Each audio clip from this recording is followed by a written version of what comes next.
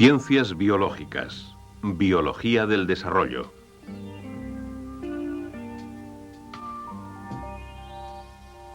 Imagine que usted mismo es un biólogo observando algo que jamás había visto antes. Esto proviene de un simple charco de agua. Son alguna clase de huevos cubiertos de proyecciones pegajosas. Pero, ¿de qué clase de animal? ¿Pez? ¿Rana? ¿Insecto? No hay modo de estar seguro en esta fase tan temprana. Los huevos que han sido fertilizados presentan pruebas de alguna división celular. Es mejor que mire cuidadosamente.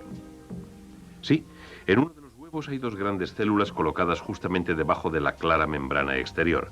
Es evidente que se ha efectuado la primera división. Y luego, casi antes de que uno lo note, las células vuelven a dividirse. En unas cuantas horas, una delgada y vaga capa de células empieza a cubrir cada huevo, pero todavía no hay ningún indicio de lo que se está desarrollando. Solo vemos células que se dividen y resultan más pequeñas con cada división. A la mañana del segundo día, una piña en forma de flecha de células indica dónde se está formando un embrión. Las células empiezan ahora a formar estructuras, a organizarse. A últimas horas de la tarde pueden reconocerse ciertas estructuras. Ojos embrionarios. Se desarrolla un corazón embrionario que empieza a bombear unas cuantas células sanguíneas a través de los primeros vasos sanguíneos. Ahora hay una clave de que los embriones pertenecen a alguna especie de vertebrado. En la espalda de cada uno, los bloques de tejido apuntan los comienzos segmentados de una columna vertebral. Ahora hay fuertes indicios visuales de cuál es el animal vertebrado de donde viene el huevo, pues a medida que pasa una semana, los pequeños organismos encerrados en sus claras envolturas se asemejan cada vez más a un pez.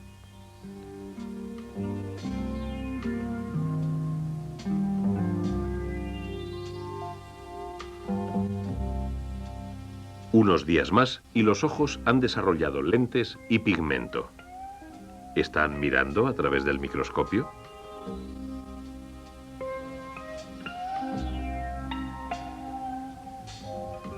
Los embriones desarrollan más actividad. Se mueven las aletas y la boca casi es operativa. Luego, una mañana, unas 2 semanas después, se descubre que los embriones están listos para salir del huevo. Y lo hacen.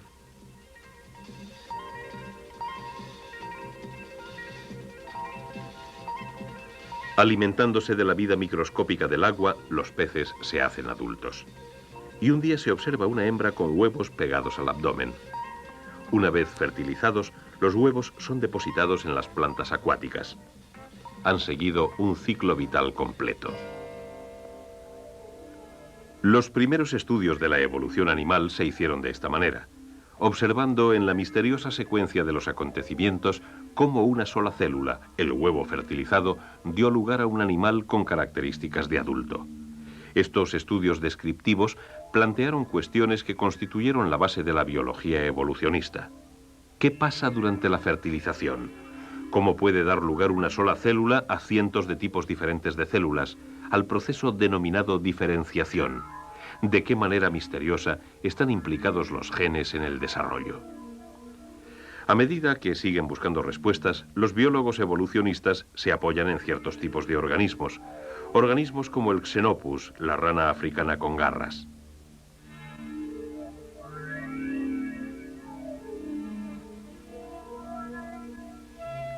Las hembras de Xenopus pueden ser inducidas a producir huevos. Como en la mayoría de los animales, la producción de huevos del Xenopus está regulada por hormonas. Si se le administra a un Xenopus hembra la hormona adecuada, 24 horas más tarde estará lista para el apareamiento.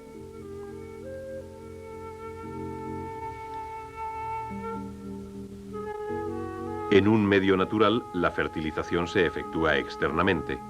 En primer lugar, el macho, más pequeño, agarra a la hembra, extrayendo en el abrazo los huevos. Cuando los huevos salen de la abertura genital de la hembra, el macho suelta su esperma sobre ellos. Para que los biólogos tengan huevos para sus experimentos, se puede ordeñar a una hembra. Se puede extraer un racimo de huevos.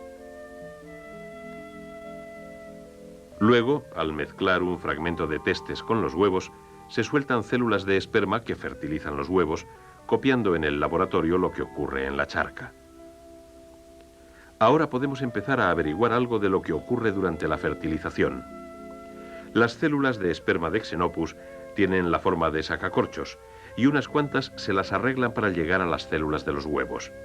Una vez dentro del huevo, el núcleo del esperma se funde con el núcleo del huevo. Con un conjunto de genes de cada progenitor, los huevos están genéticamente completos y listos para iniciar el desarrollo. Se forma un surco a lo largo del huevo, seccionándolo lentamente en dos células. La primera de los miles de divisiones celulares que se producen antes de que alcance la edad adulta. Pero con el vasto número de espermios activos, miles por cada huevo, ¿qué impide que un huevo sea fertilizado por más de uno? Debe haber un mecanismo que excluya el esperma extra. Esta cuestión se aplica no solo al Xenopus, sino a todos los organismos sexuales.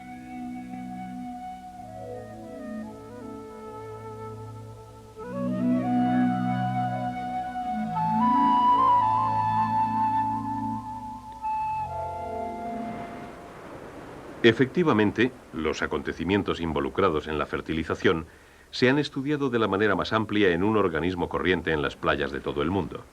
Los animales espinosos de color morado, conocidos como erizos de mar. Los erizos de mar echan directamente sus huevos y esperma en el mar. O si se les inyecta una solución de sal, soltarán células sexuales según se les pida. Con un suministro disponible de esperma y huevos, se puede estudiar y fotografiar la secuencia de acontecimientos ocurridos en la fertilización. Muchas diminutas células de esperma rodean las células huevos.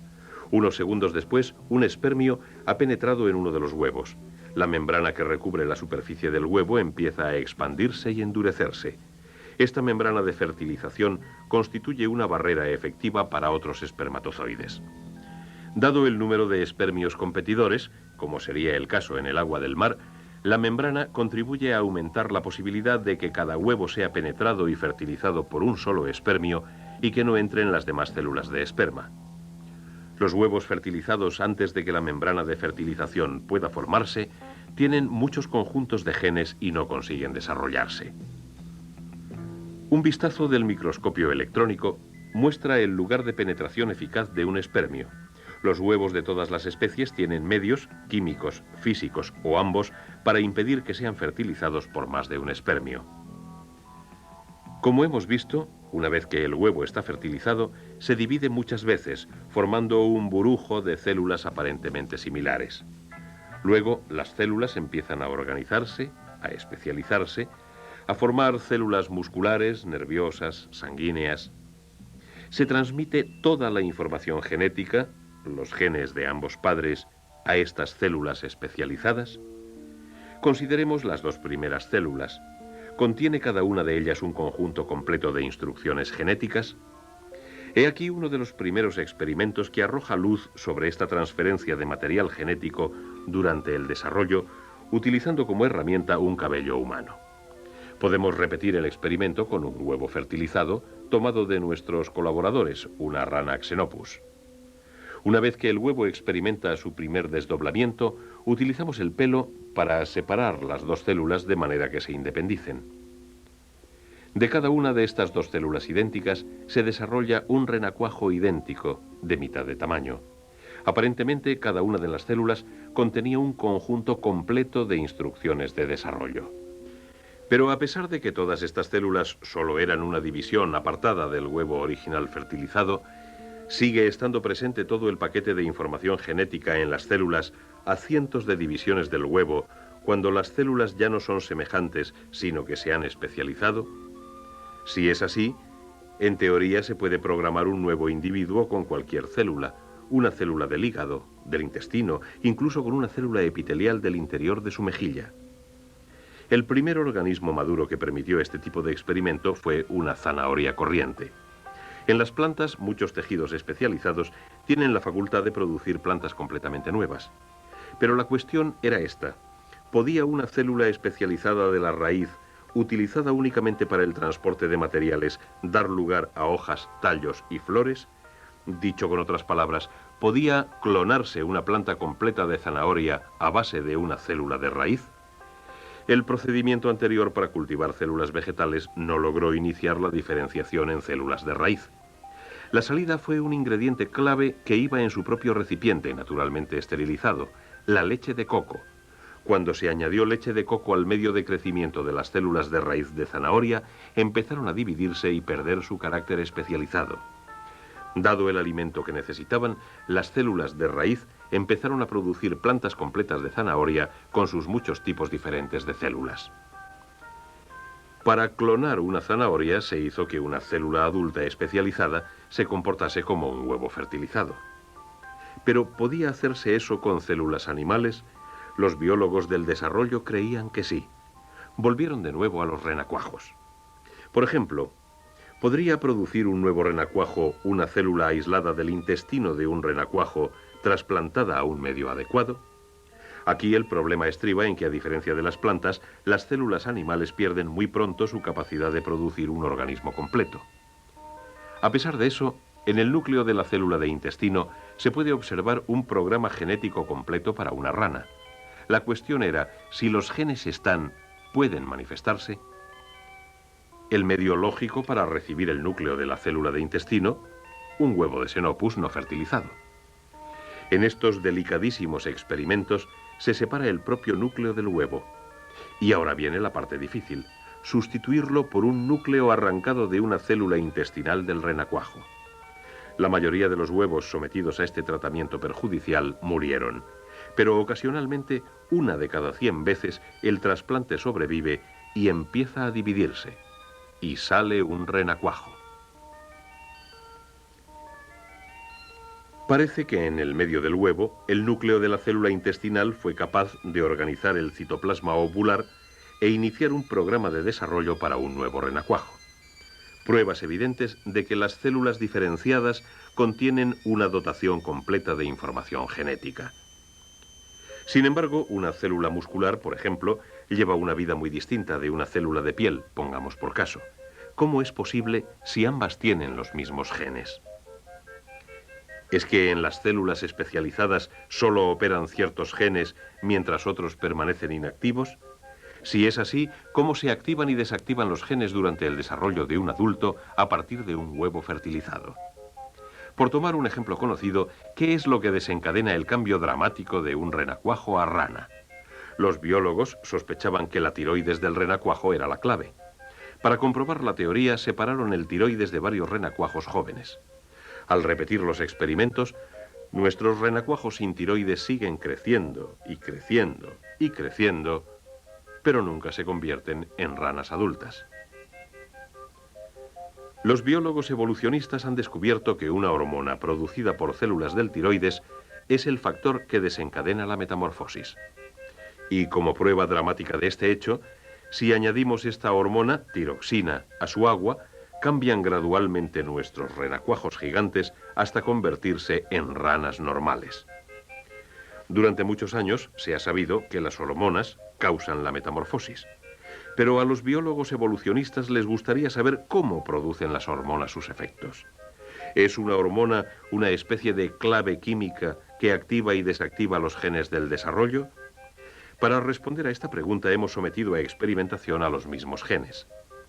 Pero para observar los genes, los biólogos tienen que experimentar con la estructura de los cromosomas que yacen en el núcleo de la célula.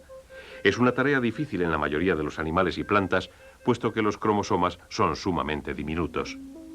Afortunadamente, hay organismos, como las moscas de las frutas, que tienen cromosomas extraordinariamente grandes. Estos cromosomas gigantes, encontrados en larvas de moscas de fruta, proporcionan a los biólogos un vislumbre de los procesos de desarrollo a nivel de genes. Extraemos la glándula salivar de la larva y luego la colocamos debajo de un cristal.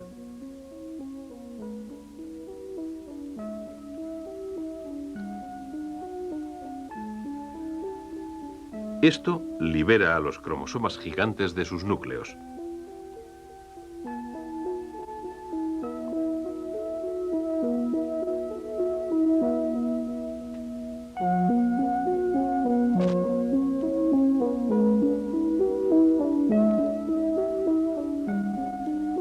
Cada banda, a lo largo de un cromosoma, indica el lugar de un gene.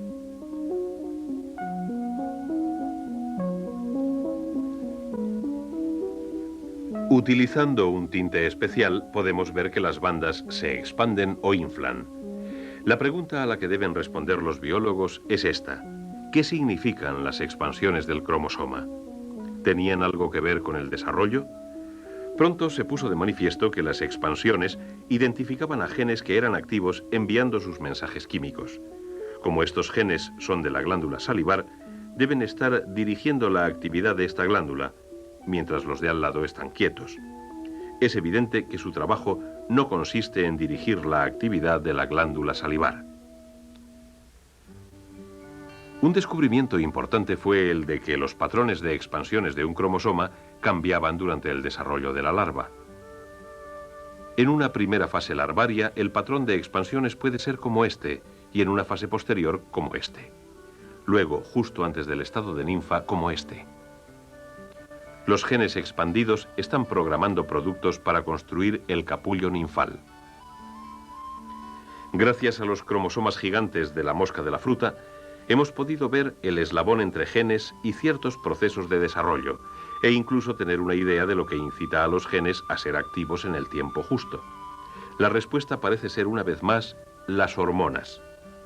Con el descubrimiento y mapa de las expansiones, los investigadores intentaron rápidamente inyectar a las larvas hormonas de metamorfosis de insectos para ver si tenían un efecto visible en los cromosomas.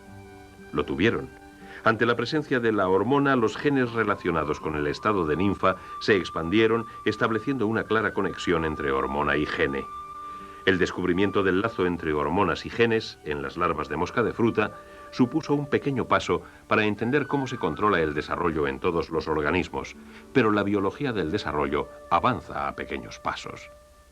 Apoyándose en la genética, la biología molecular y la biología celular, los biólogos del desarrollo están estableciendo un cuerpo de conocimientos que puede ayudarles algún día a entender por completo el maravilloso proceso por el que un huevo se diferencia en un nuevo individuo que madura, envejece y muere. Todas las fases programadas de las cosas vivas.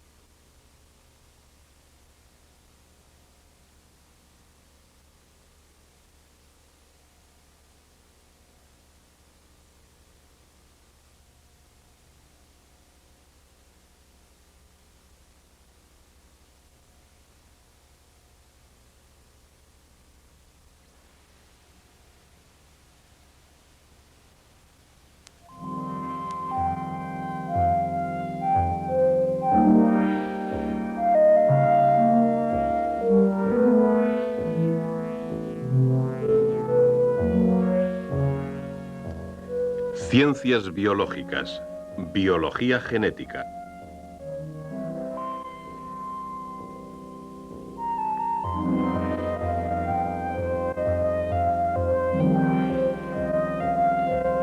Células sexuales, un huevo rodeado de esperma, el momento de la fertilización. Las células sexuales son un punto crucial de la genética, el campo que investiga la herencia y en última instancia las propias unidades que controlan la vida, los genes. Pero, ¿qué hace que las células sexuales sean diferentes de las otras? La respuesta se encuentra en los cromosomas, los cuerpos que contienen los genes ubicados en el núcleo celular. Todas las células nucleadas contienen cromosomas. 4 en cada célula de este gusano redondo, 16 en cada célula de esta planta, 46 diminutos cromosomas en las células humanas, números pares, porque en cada célula hay 2 conjuntos iguales de cromosomas. Las células sexuales constituyen la excepción. Estas células especiales de reproducción tienen un conjunto, un solo conjunto. A través de la fertilización, el individuo nuevo inicia la vida con pares de cromosomas. Estas parejas de cromosomas, un conjunto de cada progenitor, es un acontecimiento relativamente reciente en la escala de tiempo biológica. Las primeras formas de vida eran semejantes a bacterias, organismos con cromosomas únicos impares. Estas células primitivas no contienen núcleos y sin embargo siguen siendo la forma única de vida a lo largo de más de 2000 millones de años. Pero luego, en el registro fósil de hace aproximadamente 1000 millones de años, empezaron a aparecer realizaciones más avanzadas, células con núcleos capaces de reproducción sexual. Si observamos a sus descendientes modernos bajo el microscopio, se tiene el sentimiento de regresar en el tiempo hasta el origen de nuestra vida sexual.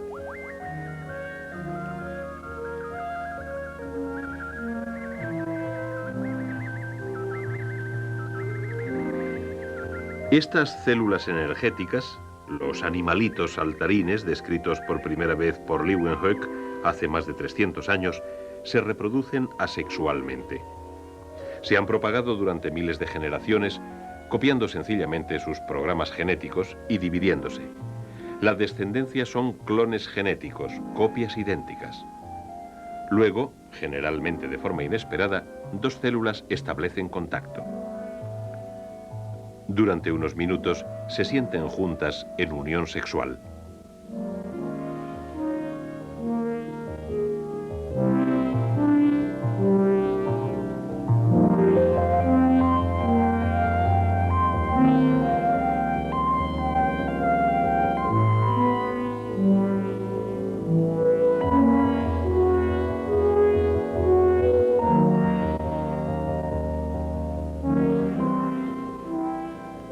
Durante este apareamiento primitivo hay un flujo de material genético entre las células. Cuando el intercambio se ha completado, se separan y siguen reproduciéndose asexualmente como antes, mediante división celular. Si estos organismos unicelulares no necesitan el apareamiento para la reproducción, ¿qué hace exactamente el sexo? Esta cuestión, la importancia del sexo en el desarrollo de la vida sobre la Tierra, ocupa el centro mismo de la biología teórica. Y algunas de las respuestas provienen de un organismo que recibe mucha atención por parte de los genéticos, la mosca común de la fruta. Cada cultivo contiene una población de moscas seleccionadas por un rasgo especial. Estas tienen alas largas, un modelo común en poblaciones naturales de moscas de fruta.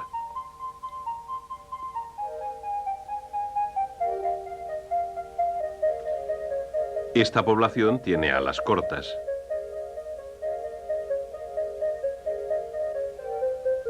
Y esta no tiene alas. Estos rasgos o mutaciones aparecen en poblaciones naturales, pero también se pueden reproducir sometiendo las moscas a la radiación y otros agentes causantes de mutaciones. Los genéticos han aislado cientos de variaciones y poblaciones puras cultivadas de moscas mutantes para utilizarlas en el estudio de modelos de herencia. Así, gracias a los cromosomas excepcionalmente grandes encontrados en las larvas de la mosca de la fruta, pueden correlacionar cadenas de estos cromosomas gigantes con genes específicos. Una de las técnicas para estudiar la herencia de la mosca de la fruta consiste en eterizar las moscas. El someterlas durante unos minutos permite al investigador separarlas por sexos y establecer cruces experimentales. Por ejemplo, si las hembras de alas cortas se cruzan con machos de una raza pura de moscas de alas largas, ¿cómo serán las alas de los descendientes? No es fácil observar la vida amorosa de las moscas de la fruta, pero al día siguiente se encuentran huevos fértiles. Algunos de ellos se han convertido realmente en larvas.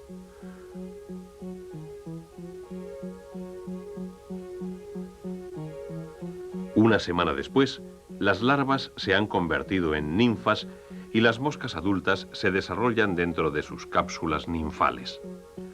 Unos días más y están listas para salir. ¿Pero con qué tipo de alas? ¿Largas? ¿Cortas? ¿Intermedias? ¿Y qué genes de alas llevarán?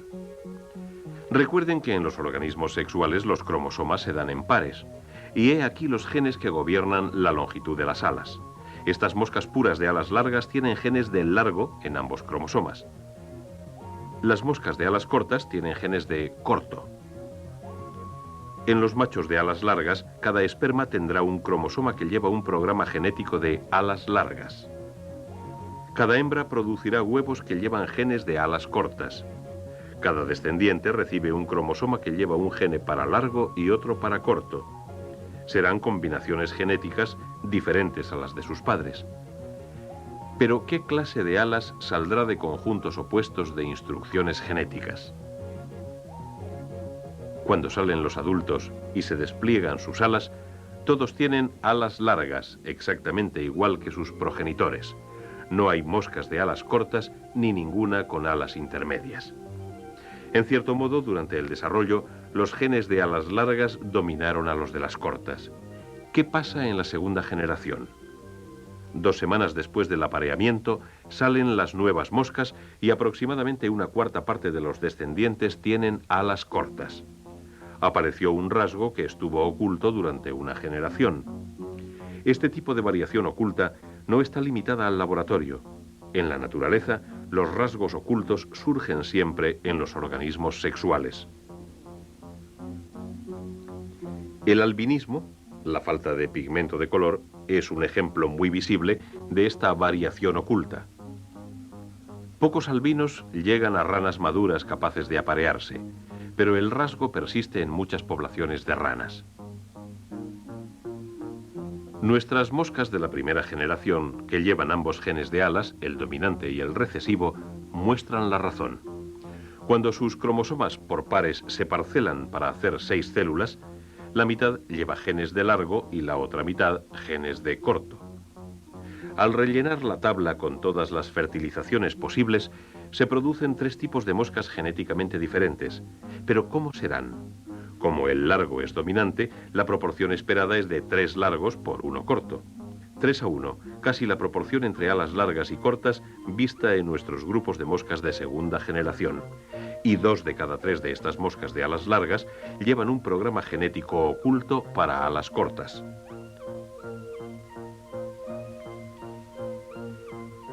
Las variaciones de alas no son más que un tipo de característica variable en las moscas de fruta. Hay variación en tamaño, coloración, procesos internos y hasta en el comportamiento. Y la variación permite adaptaciones a nuevos medios. En la biología no hay concepto más básico que este, y funciona en todas las poblaciones, desde los protozoos hasta los humanos. El estudio reciente de un gene humano muestra la importancia de la variación. El estudio implica a un gene que codifica una parte de una proteína que todos nosotros fabricamos. Hemoglobina, la proteína roja que lleva oxígeno en las células sanguíneas. Es asombroso considerar que cada célula sanguínea roja que pasa por un capilar contiene 300 millones de moléculas de hemoglobina, cada una de ellas fabricada de perfecto acuerdo con las instrucciones genéticas escritas en el ADN, las moléculas de información de que están hechas los genes. Lo que llamó primero el interés de los genéticos fue que no toda la hemoglobina humana es la misma. Una forma variante se encuentra en ciertas poblaciones de África. Los bioquímicos han mostrado que la hemoglobina, como otras proteínas, se compone de una secuencia de aminoácidos, unos 150 en cada una de las 4 cadenas. La secuencia de aminoácidos y la estructura tridimensional de la hemoglobina se ha averiguado con todo detalle. La forma variante de hemoglobina difiere al sustituir un aminoácido, valina, por ácido glutámico. Esta sustitución es el resultado de una mutación en el código ADN de la hemoglobina. ¿Pero puede afectar a la actuación de esta proteína vital un cambio tan pequeño, un aminoácido entre cientos?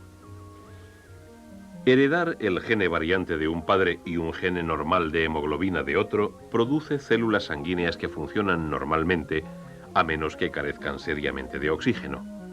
Con una concentración baja de oxígeno, las células se colapsan, como las tres de cerca del centro, que adoptan una forma oblonga o de hoz. Sin embargo, si el gene de célula oblonga se hereda de ambos padres, el problema es mucho más serio. Las células sanguíneas se curvan, obstruyendo los capilares y bajando más los niveles de oxígeno. Tan solo la atención médica inmediata puede salvar a una persona afectada por este tipo de células en hoz. Lo que parece extraño es que en algunas regiones de África hasta el 40% de la gente lleve el gene de la célula en hoz. ¿Por qué no se ha eliminado o al menos se ha mantenido en una frecuencia baja por selección natural? Una clave para este rompecabezas la proporcionaron los mapas de la distribución de células en hoz. Es más corriente en una región de África denominada el cinturón de la malaria. Luego vino otro descubrimiento casi increíble. Los niños portadores de genes de célula de hoz tenían una probabilidad mayor de sobrevivir a la malaria que los que heredan genes normales de ambos padres. La malaria la causa un parásito microscópico que invade las células rojas de la sangre. La hemoglobina de célula en hoz protege contra estos parásitos de un modo muy interesante.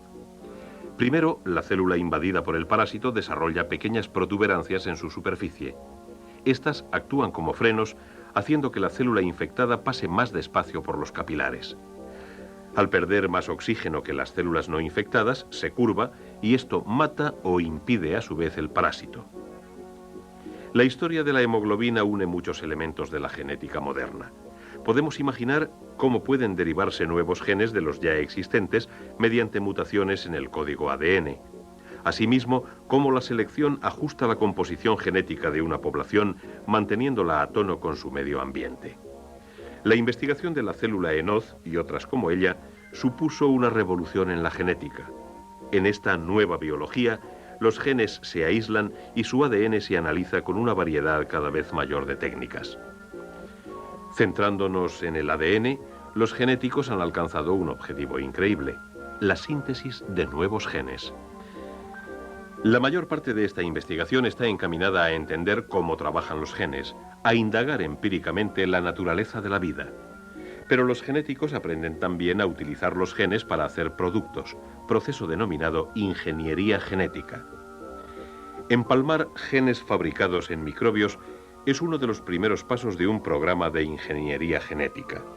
Los microbios son huéspedes complacientes que producen miles de millones de copias idénticas, y cada diminuto organismo arranca el producto programado por el nuevo gene. Los microbios producen ya productos médicos útiles: insulina para combatir la diabetes, interferón contra los virus y el cáncer, y otros prometedores productos de la ingeniería biológica. Pero los investigadores están elaborando también técnicas para puentear a los microbios, por ejemplo, para introducir directamente sus genes fabricados en las plantas. Imagínense plantas diseñadas para producir más alimento, mejor nutrición, más resistencia a las enfermedades. Estos son los objetivos a largo plazo de los ingenieros genéticos. Los genéticos han avanzado mucho. Sus esfuerzos por entender la herencia nos proporcionan una imagen exacta de cómo opera la vida. De este trabajo se ha derivado la ingeniería genética, pero aquí ni siquiera los ingenieros genéticos pueden predecir a dónde llevará su investigación. Lo cierto es que tenemos una comprensión nueva, rápidamente creciente, de los genes, esas longitudes infinitamente variables de ADN que controlan las actividades de las células y determinan así la naturaleza de la vida misma.